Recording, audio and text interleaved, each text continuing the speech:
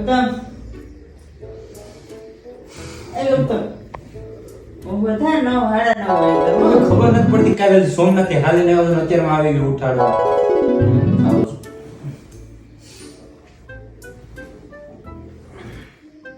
હા તો હર હર મહાદેવ મિત્રો, સ્વાગત છે તમારું આજના આપણા મિની વ્લોગમાં. સવારના પૂરમાં મેં કીધું ખોટી હું માથાકૂટ કરી, એટલે મેં સપનામાં નાની મોટી માથાકૂટ કરી લીધી. રેડી થઈને આપણે બે કીધા પૂજા કરો. પૂજા પહેલાં થોડીક સાફ સફાઈ કરી મંદિરની અને પછી પૂજા કરી. અને પૂજા પતાવ્યા બાદ આપણે વયા ગયા હતા રેગ્યુલર રૂટીન પ્રમાણે પાર્લરે પહેલી અપોઇન્ટમેન્ટ આ બેનની હતી, જેમને કરવાનું હતું લોંગ લેસ હેર કટિંગ. ફટાફટ આપણે એમનું કટિંગ સ્ટાર્ટ કર્યું. After blow dry long hair હતી એટલે સ્વાભાવિક વાત છે કે લેયર્સ પણ બહુ જ મસ્ત ના લાગતા હતા. અને આ છે એમનો ફાઇનલ લુક.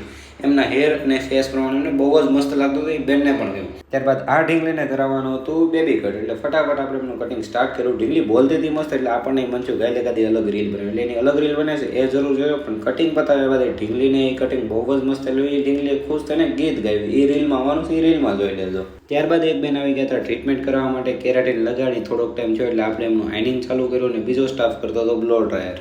આઇનિંગ પતાવીને આપણે આવી ગયા હતા આ બેનનું સિગ્નેચર કટ કરવા માટે. બેનને રિક્વાયરમેન્ટ આવી હતી કે પોનીમાં નહીં આવે તો ચાલશે, પણ કટ મસ્તનું કરી એટલે આપણે પણ જેવું બેનને જોતો તેવું મસ્તનું કટ કરીને દીધું. જેવું તો બેનના ફેસ ઉપર પણ આવી ગઈ ને મસ્તની સ્માઇલ. અને પછી આ બેનની રિક્વાયરમેન્ટ તો કંઈ એ રીતની હતી કે લેન્થ જરાય શોર્ટ નથી કરી, વચ્ચે તમારે જેમ કરવું એમ, પણ મને કટ કરી દો, લેયર્સ મસ્ત ના દેખાવ જોઈએ, બરોબર. એટલે આપણે પણ ફટાફટ એમનું કટિંગ સ્ટાર્ટ કર્યું. આફ્ટર બ્લો ડ્રાયર કંઈક આ રીતનો હતો એમનો ફાઇનલ લુક.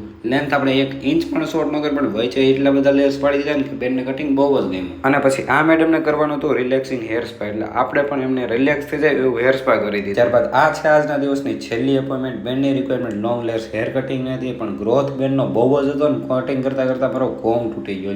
લ્યો તો તમે જ શું કરવું આમાં, કાંઈ વાંધો નહીં, હાઈલા રાખે, કોમ તો નવો આવી જાય, પણ કટ મસ્ત થવું જોઈએ.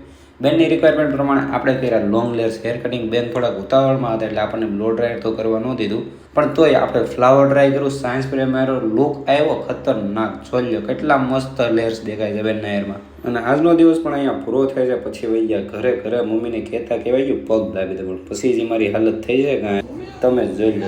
ધીમે મારા હાથે નહીં. દુઃખ એ તો હાલી ગયો તો ને એટલે શું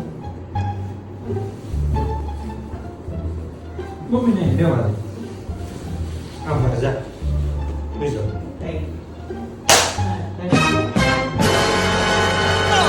हम कोई मंदिर का घंटा है कि कोई भी आके बजा जाता है।